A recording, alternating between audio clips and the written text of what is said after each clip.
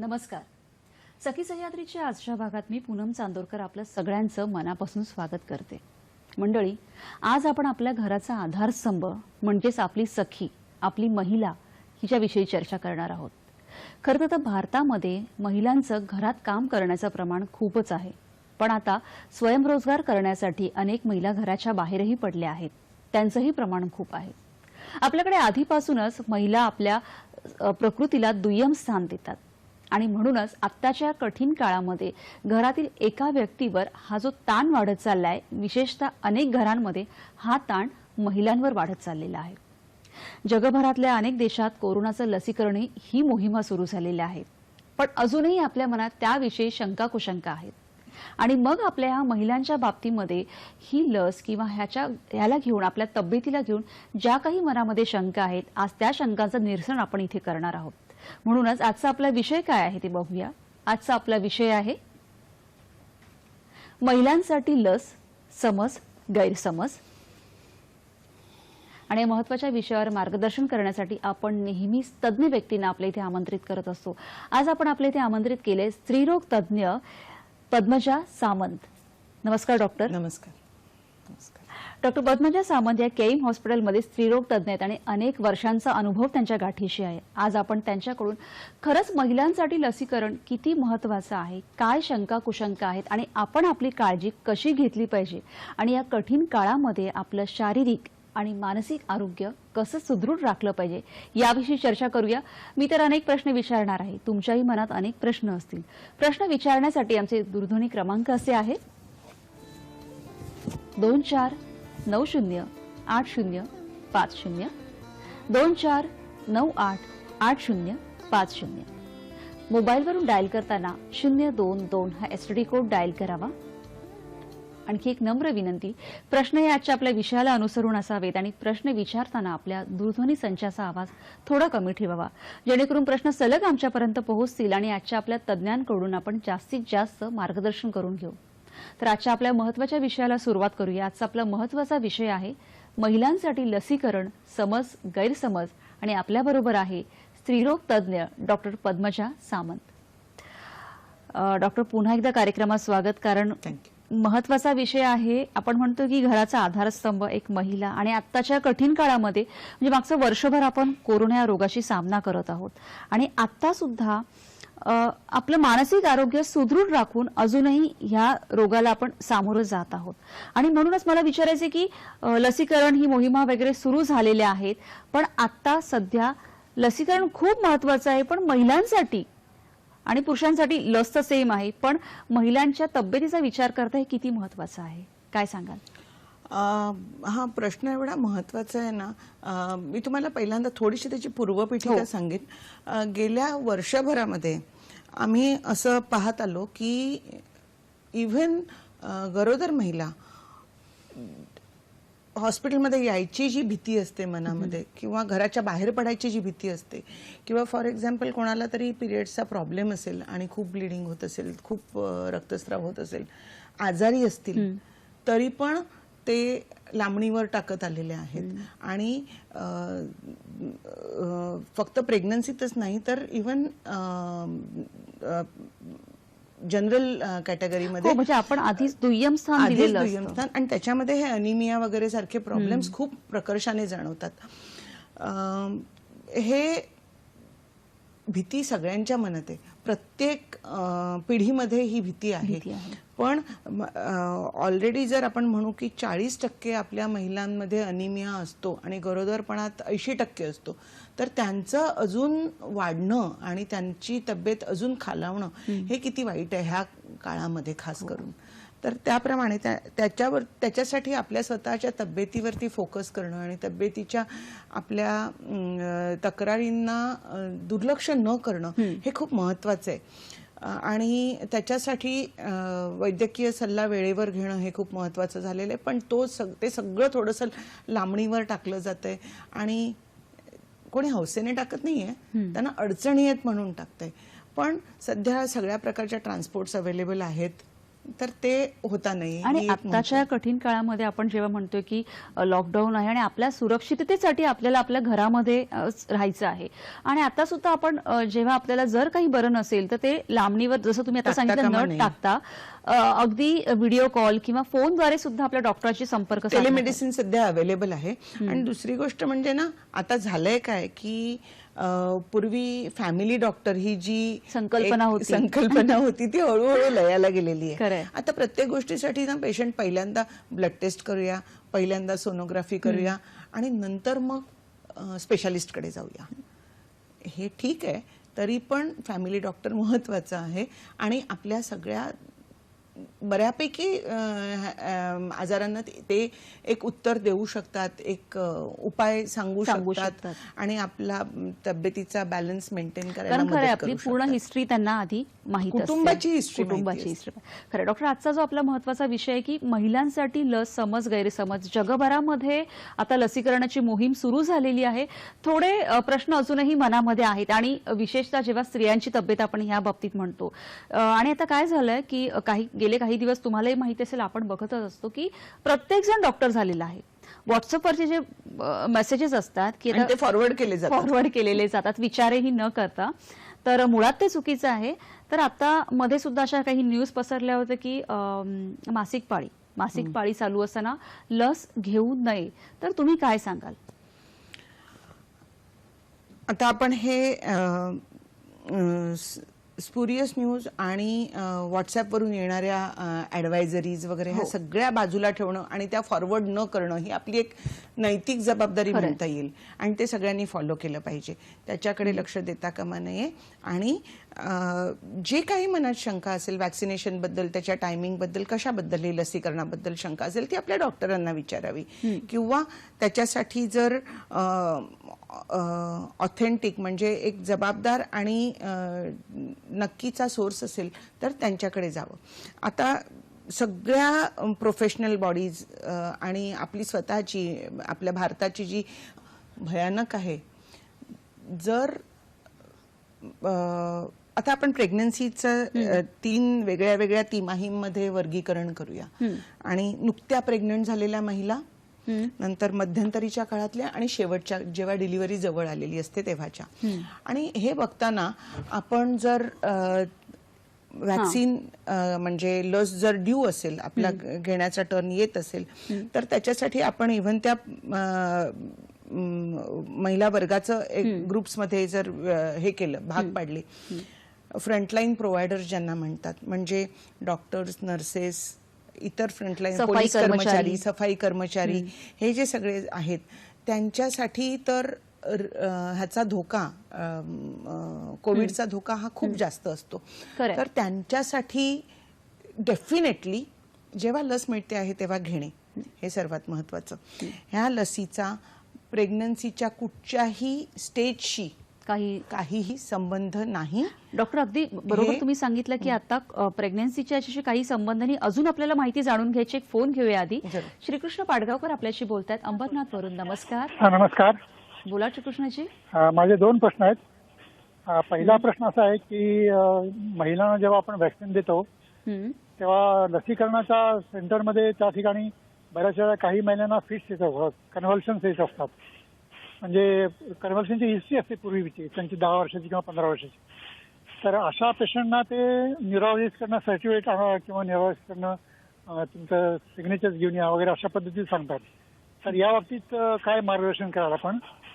आणि दुसरा प्रश्न असा आहे की एखाद्या व्यक्तीला जर कुत्रा चावला असेल आणि त्यांनी अँटीरेबीज व्हॅक्सिन घेतलं असेल तर ते व्हॅक्सिन आणि ह्या व्हॅक्सिन मध्ये किती दिवसाचं अंतर पाहिजे?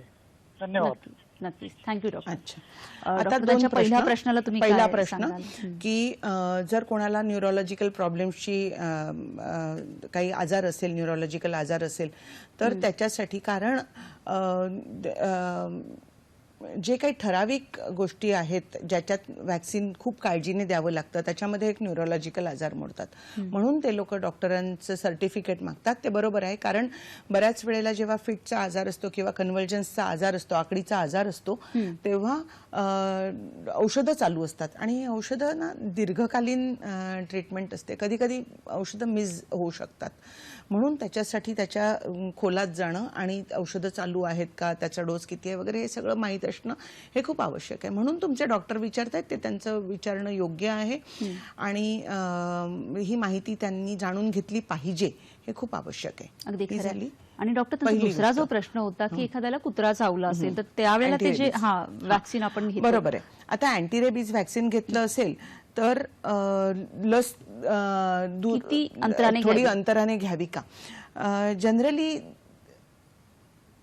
अशा केसेस खूप खूप खूप खूप विरळ असणार, पण लसीमध्ये एक 2 महिन्याचं अंतर ठेवलं तर चांगलं, 2 महिने ते 3 महिन्याचं अंतर ठेवलं तर चांगलं. अगदीच.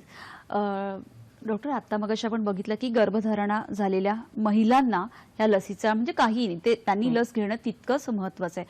त्याच पद्धतीने गर्भधारणेचा जेव्हा प्रयत्न चालू असतो, कारण बऱ्याच आपण बघतो की अतिशय खर्चिक अशी ट्रीटमेंट असते काही ठिकाणी, किंवा तर त्यावेळेला ही लस घेणं योग्य आहे की अयोग्य, किंवा त्याचा आपल्या शरीरावर काही परिणाम होतो का, काय सांगाल? ओके, ह्याच्यासाठी पण एकतर ह्या सगळ्या वेगळ्या वेगळ्या डायव्हर्जंट पॉप्युलेशन्स म्हणजे फ्रंटलाईन प्रोव्हायडर्स एक आणि जनरल पॉप्युलेशन एक, हे 2 ग्रुप झाले.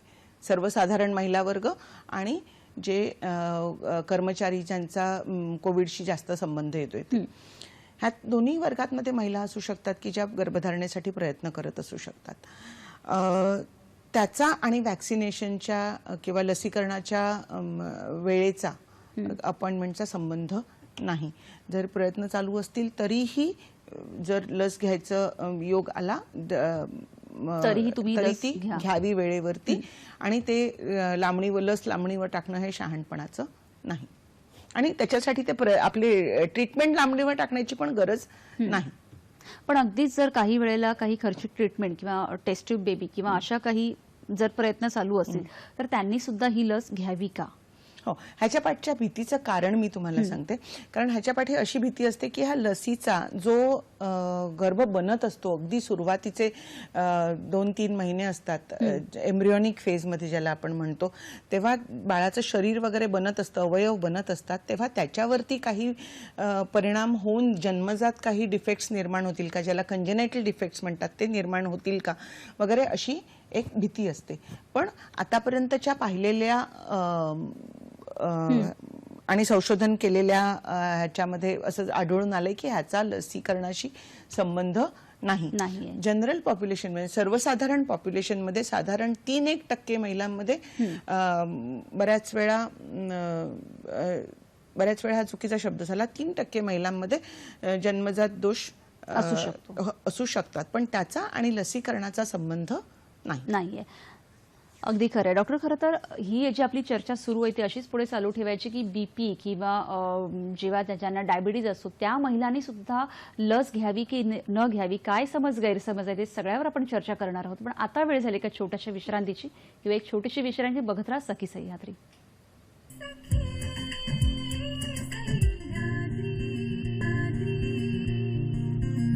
विश्रांतीनंतर सगळ्यांचं पुन्हा एकदा स्वागत. महिलांसाठी लस, समज गैरसमज या अतिशय महत्त्वाच्या विषयावर आपण चर्चा करत आहोत आणि आपल्याबरोबर आहे स्त्रीरोग तज्ज्ञ डॉक्टर पद्मजा सामंत.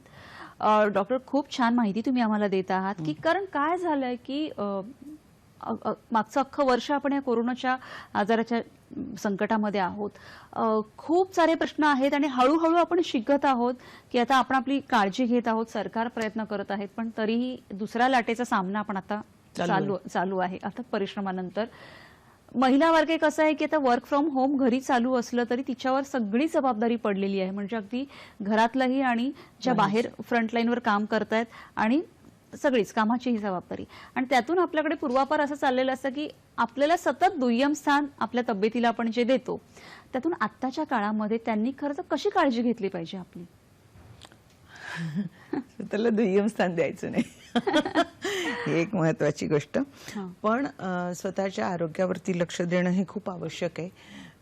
स्वतःच्या शरीराचे जे सिग्नल्स असतात, आपलं शरीर आपल्याला नेहमी सिग्नल देत असतं की आज काहीतरी गडबड आहे, आज मला काहीतरी त्रास होतोय. त्या सगळ्याचं एकतर ते सिग्नल समजणं, ओळखणं आणि त्याचं निराकरण करण्यासाठी ऍक्टिव्ह पावलं उचलणं, दुर्लक्ष न करता हे खूप आवश्यक आहे. आता तुम्ही म्हणत होतात की आपण डायबिटीज, ब्लड प्रेशर वगैरे असलेल्या महिलांबद्दल त्याविषयी आपण डॉक्टर नक्कीच बोलूया. आधी एक फोन घेऊया. श्वेता दर्शने आपल्याशी बोलतात नवी मुंबईवरून. नमस्कार श्वेताजी, बोला. श्वेताजी नमस्कार, बोला. तर माहिती सध्या नाही, म्हणून जर ॲलर्जी असेल कुठच्या तरी औषधाला किंवा स्ट्रॉंग रिॲक्शन कधी येऊन गेली असेल तर सध्या जमेल तर लस घेणं टाळावं. आणि कसं एकंदरीत संशोधन त्याच्याबद्दल बाहेर येतंय हे पाहिलं तर मग त्याच्यावरती आपल्याला जास्त खंबीरपणे सांगता येईल की लस घेतली तर चालेल किंवा अमुक अमुक औषध घेऊन लस घेणं चांगलं, किंवा आणि अशा वेळेस लस घेताना खास करून कुठचेही आजार असतील किंवा अशा हिस्ट्रीज असतील तेव्हा लस हॉस्पिटल सेटअपमध्ये घेणं हे जास्त चांगलं आहे. आणि मला असं वाटतं की अजूनही की आपल्याला जे आपलं बॅकग्राऊंड आहे किंवा जो आपला आजार असेल तर त्याला तो न लपवता सांगणं हे खूप महत्त्वाचं, हे सुद्धा खूप महत्वाचं आहे. स्वतःची वैद्यकीय हिस्ट्री माहिती असणं आणि खास करून मुलींना माहिती असणं हे खूप आवश्यक आहे. अगदी खरं. तसं विश्रांतीला जाण्यापूर्वी आपण म्हणत होतो की बऱ्याचदा आता बीपी किंवा डायबिटीज ह्या गोष्टींसाठी 50शी पार करण्याची गरजच उरलेली नाही. अत्यंत कमी वयात महिलांना ह्या गोष्टी आता सुरू झालेल्या आहेत. तर बीपीच्या गोळ्या चालू असतील किंवा जर एखाद्याला बीपी असेल तर हे लसीकरण करावं की न करावं? ऑफकोर्स करावंच, कारण उलट दुर्दैवाने कोविड झाला तर त्यांना असलेलं रिस्क जास्त आहे. डायबिटीस किंवा मधुमेहामध्ये आपली इम्युनिटी कमी झालेली असते, ते इम्युन कॉम्प्रोमाइज्ड स्टेट म्हणतात त्याला. तर त्यामुळे कोविडचा आजार त्यांच्यामध्ये जास्त प्रकर्षाने आणि जास्त स्ट्रॉंगली त्यांच्या तब्येतीला अफेक्ट करू शकतो आणि त्या जीवाला धोका वाढू शकतो. म्हणून त्यांना तर डेफिनेटली लस घेतली पाहिजे. त्याच्यामुळे त्यांची जी औषधं चालू आहेत ती तर चालू ठेवूनच, तर चालू ठेवायचीच आहेत आणि हे घ्यायचं, लसीकरण करून घ्यायचंय. आणि आता बऱ्याचदा बघितलं जातं की बऱ्याच महिलांमध्ये संधिवात ही एक समस्या उद्भवलेली असते आणि खूपदा काय होतं की त्यांचे स्टेरॉइड, वेदनाशामक गोळ्या वगैरे चालू असतात आणि बराच त्रास होतो काही महिलांना. तर त्यावेळेला किंवा त्या गोळ्या चालू असताना लस घ्यावी की न घ्यावी हा एक मोठा मुद्दा आहे. काय सांगाल? लस घ्यायची. गोळ्या बंद करणं हे त्याच्यासाठी सोल्युशन नाही. गोळ्या बंद करायच्या नाहीत, लस घ्यायची. लसीचा जर काही परिणाम होणार असेल, लसीचे परिणाम काय हे एक महत्वाचा प्रश्न. लसीचा परिणाम म्हणजे एकतर ताप येऊ शकतो, दुसरी गोष्ट म्हणजे अंग दुखणं, मायाल्जियास किंवा बॉडी एक ज्याला म्हणतात, अंगदुखी होऊ शकते, सांधेदुखी होऊ शकते. हे सगळं तात्पुरतं असतं. एक 24 तास 48 तास, जास्तीत जास्त 4-1 दिवस होऊ शकतं. तर त्याच्यासाठी सगळे डॉक्टर लस घेताना, इव्हन नर्स पण जेव्हा लस देते तेव्हा ते सांगतात की तुम्ही आता घरी जाऊन क्रोसिनची गोळी घ्या आणि ती गोळी 1-2 दिवस रेग्युलरली घ्या, कारण मग तुम्हाला लसीचा जो हा परिणाम आहे अंगदुखीचा किंवा तापाचा तो जाणवणार नाही. तर ते घ्यायचं आणि लस घ्यायची. डॉक्टर, आपण जेव्हा लस घेतो तसं आपण तुम्ही तर सांगितलं की असा त्रास होतो किंवा तो त्रास कमी करण्यासाठी किंवा अजूनही आपली काळजी, समजा लस घेतल्याच्या पुढच्या काही दिवसांमध्ये किंवा सतत, तर आपली काळजी कशी घ्यावी? अशी काही वेगळी काळजी घ्यायची नाहीये. लस घेतल्यानंतर आपण जे बाकीचं जे करतो आहोत तेच सगळ्या ऍक्टिव्हिटीज करायच्या आहेत. त्याच्यासाठी काही वेगळी काळजी किंवा बाहेर न जाणं वगैरे असं काही नाहीये. पण हायड्रेशन, आता सध्याचे दिवस, सध्याचं जे टेम्परेचर आहे आपल्या खास करून मुंबईमध्ये, हे टेम्परेचर 39-40 वगैरे आपण अनुभवलेलं नव्हतं एवढे वर्ष, आणि आता गेली 1.5-2 वर्ष हे खूप त्रास होतो याचा वगैरे. हायड्रेशन म्हणजे ॲडिक्वेट प्रमाणात पाणी पित राहणं, आपल्या शरीरात पाण्याचं प्रमाण चांगलं ठेवणं, सुयोग्य ठेवणं. ह्याने काय होतं, ह्याने डोकं पण कमी दुखेल, ह्याने तापाचं पण प्रमाण कमी होईल आणि बाकीचा पण जो शारीरिक त्रास होतो तो पण स्वाभाविकपणे कमी होणार आहे. या दोन साधारण काळज्या ज्या घ्यायच्या आहेत त्याच्या पलीकडे काही विशेष नाही. अगदी खरं. आपण चर्चा चालू ठेवा. एक फोन घेऊया. दिगंबर आपल्याशी बोलतायत नाशिकवरून. नमस्कार. नमस्कार. नमस्कार. बोला दिगंबरजी. हा, लस लस घेतल्यावर नॉनव्हेज खाऊ नये असं काही लोक म्हणतात. तर खावं का नाही खावं?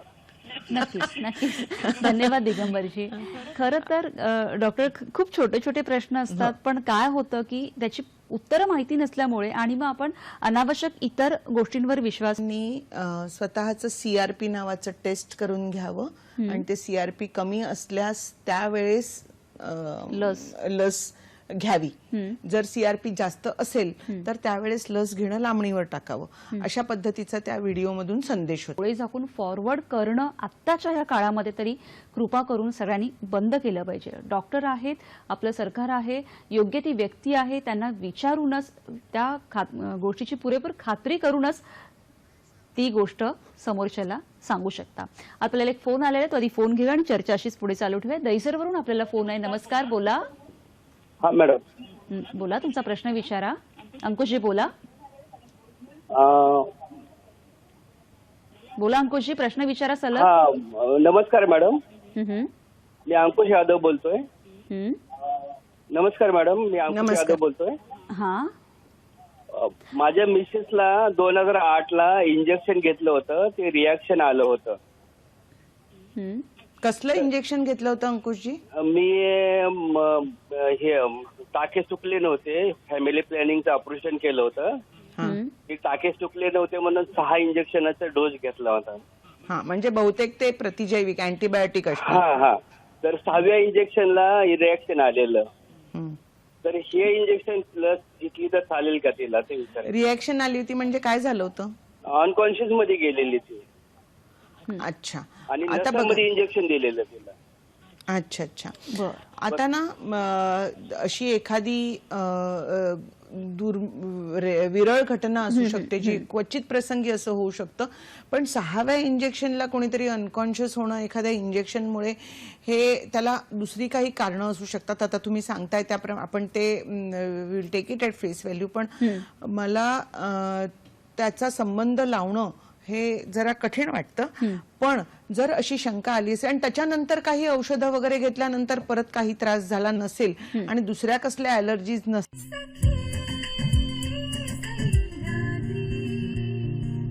विश्रांतीनंतर सगळ्यांचं पुन्हा एकदा स्वागत. महिलांसाठी लस, समज गैरसमज याविषयी आपण चर्चा करत आहोत आणि आपल्याबरोबर आहे स्त्रीरोग तज्ज्ञ डॉक्टर पद्मजा सामंत. डॉक्टर, विश्रांतीला जाण्यापूर्वी अनेक प्रश्न आपल्याकडे आले आणि खूप छोट्या छोट्या ज्या अशा शंका होत्या आमच्या सगळ्यांच्या मनामध्ये की मासिक पाळी, गर्भधारणा किंवा एखादी ॲलर्जी, हार्ट पेशंट. पण मुळात सगळ्याचा गाभा असा आहे की लस घेणं हे अत्यंत आवश्यक आहे. जेव्हा आपल्याला आता ती लस मिळते आणि त्याच्यामध्ये 2 लस, दुय्यम किंवा कोविशिल्ड दुय्यम आणि कोव्हॅक्सिन जास्त चांगलं असं म्हणायला सध्या बेसिस काही नाहीत. आणि काहीही मात्र एक घेतल्यावरती दुसरं वॅक्सिन घेताना, दुसरा डोस घेताना तोच घ्यायचा आहे. मग असं नाही की आता मी मागच्या खेपेस कोव्हॅक्सिन घेतलं आणि आता कोविशिल्ड. त्यामुळे हे महत्वाचं आहे की जर आधी आपण कोव्हॅक्सिन घेतलं असेल तर नेक्स्ट जो बुस्टरचा आपण डोस घेणार आहे तोही कोव्हॅक्सिन घेणंच गरजेचं. आणि तुमच्या सर्टिफिकेशन मध्ये आपल्याला सगळ्यांना वॅक्सिन मिळाल्यावरती एक ऑनलाईन सर्टिफिकेट जनरेट होतं.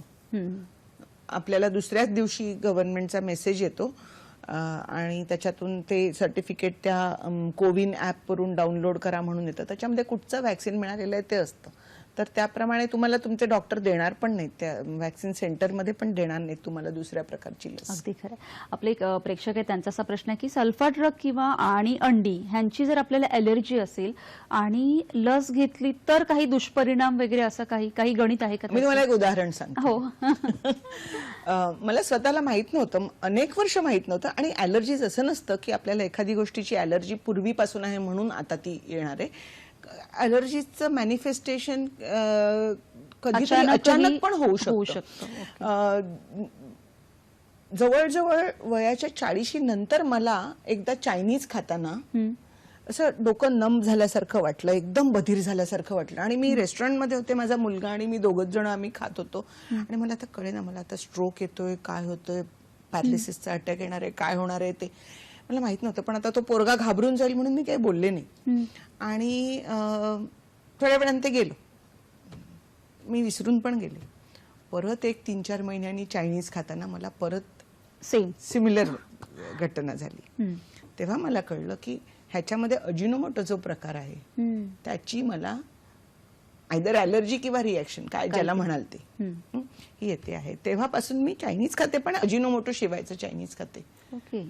पण बरं झालं मी वॅक्सिन घेताना मला हा प्रश्न आठवला पण नाही, नाहीतर मी कदाचित वॅक्सिन घ्यायला थोडीशी चाचरली असते. पण मला काहीही झालं नाही.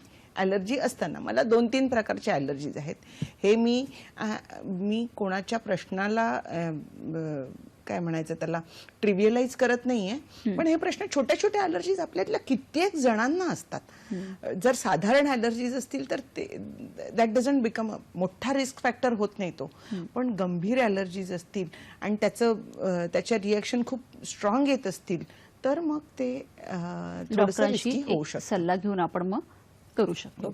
त्याचप्रमाणे जर एखादी महिला गर्भवती आहे आणि तिला जर कोरोना झाला किंवा काय झाला तर त्यावेळेला काय काळजी घेतली पाहिजे?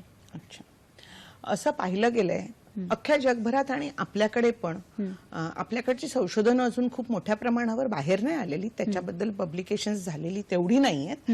पण पाश्चात्य जगामधून बरीच पब्लिकेशन्स ह्याच्यावरती आहेत. आपल्याकडे पण येत आहेत आता की जवळजवळ 85 ते 90% महिलांमध्ये अगदी असिम्प्टोमॅटिक म्हणजे काहीही तक्रारी न निर्माण होता त्या फक्त टेस्टिंग करतात आणि कोविड पॉझिटिव्ह आहे म्हणून आणि ती दुर्दैवाने आयसीयू मध्ये होती अशी 8व्या-9व्या महिन्यामध्ये. 8वा महिना संपत आला होता आणि त्या मुलाचा प्रश्न होता. आता तो घरात डॉक्टर्सला कसं ते डॉक्टरची जवळजवळ ती नैतिक जबाबदारी होते, सगळ्या प्रश्नांची उत्तरं माहिती असली पाहिजे तशी. आणि तो मुलीचा भाऊ आणि मग तिच्या सासरचे लोक आणि पहिलं मूल वगैरे वगैरे असे सगळे त्याच्यात प्रश्न होते. पूर्ण दबाव. आणि जर काही झालं तर त्याची जबाबदारी माझी असणार आहे कारण माझ्या हॉस्पिटलमध्ये ती ऍडमिट झाली आहे असं त्या डॉक्टरला वाटत होतं. तर प्रश्न असा होता रॅमडेसिवीर तिला द्यायचं की नाही. तर त्यावेळेला आम्ही ज्या गाईडलाईन्स पाहिल्या तर त्या गाईडलाईन्समध्ये पण आहे की जर एखाद्या गरोदर महिलेला रॅमडेसिवीरची गरज असेल प्रेग्नन्सीच्या कुठच्याही स्टेजमध्ये तिचं स्वतःचं आयुष्य वाचवण्यासाठी तर ती द्यायची, त्याच्यामध्ये दुमत नाही. म्हणजे सांगायचा मुद्दा असा की सगळी ट्रीटमेंट सिमिलरच असते प्रेग्नंट किंवा नॉन प्रेग्नंट महिलांना. अगदी खरं. डॉक्टर, खरं तर आता आपण बघतो की महिलांचे अनेक छोट्या गोष्टी असतात, छोटे इश्यू असतात, पण काही असेल तर डॉक्टरांच्या सल्ल्याने आणि महत्वाचे आहे की लस घेणं ती आपण घ्यायचीच आहे, कुठलेही दुष्परिणाम होत नाही.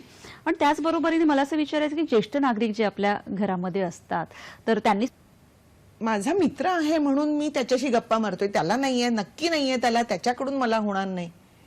म्हणजे इवन सकाळी सगळे रिटायर्ड लोक वॉकला वगैरे जात असताना ते जवळ चालणार आणि नंतर मग एकत्र बसणार आणि गप्पा करणार वगैरे वगैरे. त्यावेळेला सोशल डिस्टन्सिंग कधीच पाळलं जात नाही. त्या वयस्क माणसांमध्ये कशाला, इव्हन तरुणाईमध्ये आजकालच्या. हे गेल्या वर्षभर आम्ही जेव्हा आजूबाजूला पाहतोय तेव्हा ते माझा मित्र आहे किंवा माझे संशोधन झालं त्याच्यामधून असं दिसलं गेलेलं आहे. पूर्वी ते सांगितलं होतं की 4 आठवड्यांनी घ्यायची, म्हणजे 1 महिन्याने घ्यायची पुढचा डोस लसीचा.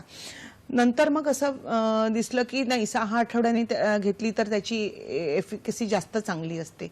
नंतर मग असं दिसलं की 8 आठवडे आणि आता तर 12 आठवडे म्हणतात, म्हणजे 3 महिने दुसरी लस दुसरा डोस हो. लसीचा दुसरा डोस घ्यावा.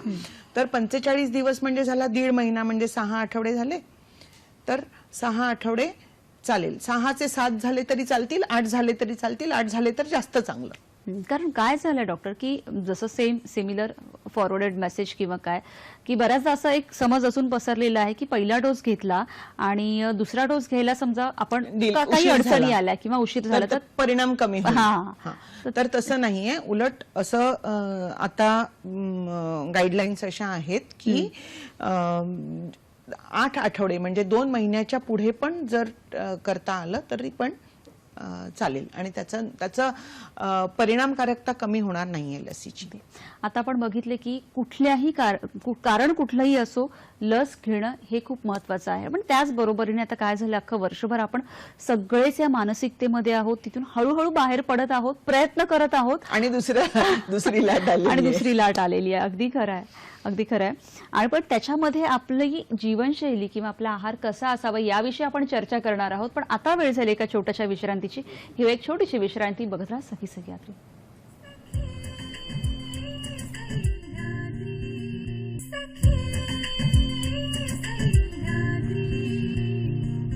महिलांसाठी लस समज गैरसमज या विषयावर आपण चर्चा करत आहोत. कारण अख्खं मागचं वर्ष आणि आता सुद्धा आपण कोरोना या रोगाशी लढा देत आहोत. आणि आता आपल्याबरोबर हे समज गैरसमज दूर करण्यासाठी आहेत स्त्रीरोग तज्ज्ञ डॉक्टर पद्मजा सामंत.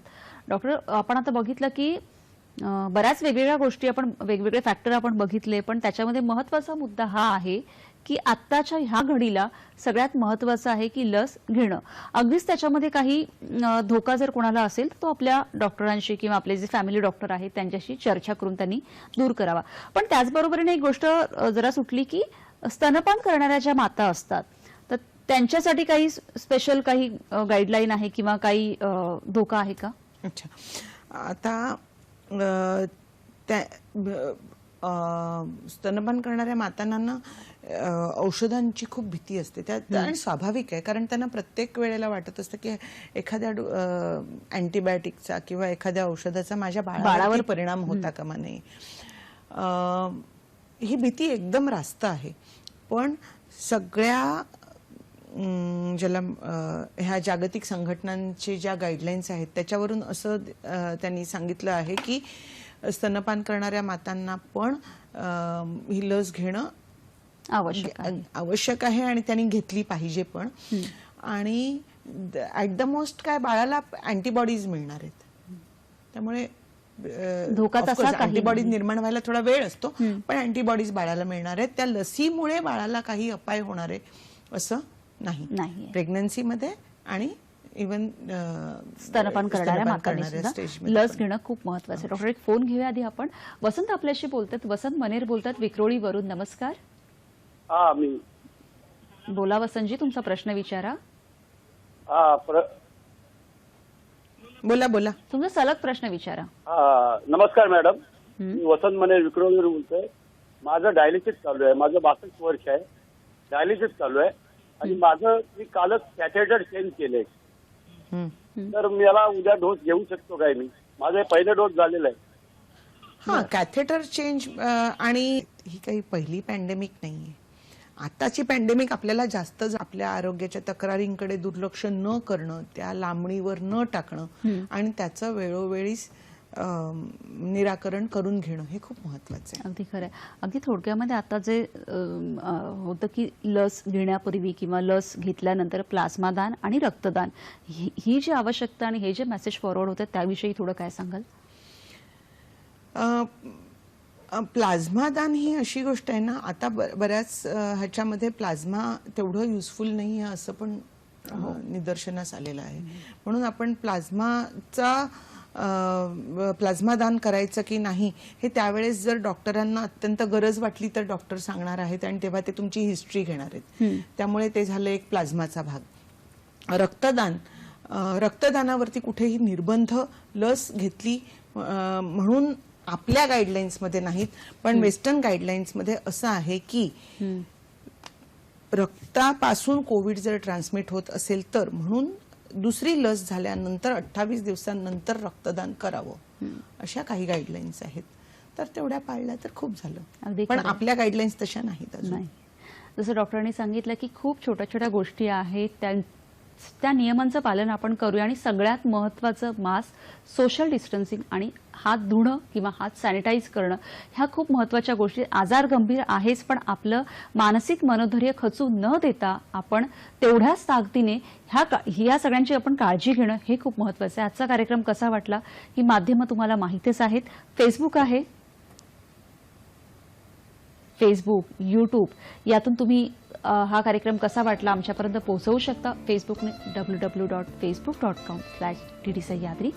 जीमेलद्वारे तुम्ही तुमच्या प्रतिक्रिया तुमचे प्रश्न आमच्यापर्यंत पोहोचवू शकता sakhisahyadri@gmail.com. यूट्यूबवर हा प्रोग्राम तुम्ही पुन्हा बघू शकता. आपला ट्विटर आयडी सुद्धा आहे. डॉक्टर, खरंच आज तुम्ही इथे आलात आणि आम्हाला ही सगळी माहिती इतक्या सोप्या पद्धतीने तुम्ही दिली त्याबद्दल खरंच खूप खूप धन्यवाद. भेटूया पुढील भागात पुन्हा एका नवीन विषयासह. तोपर्यंत नमस्कार. नमस्कार.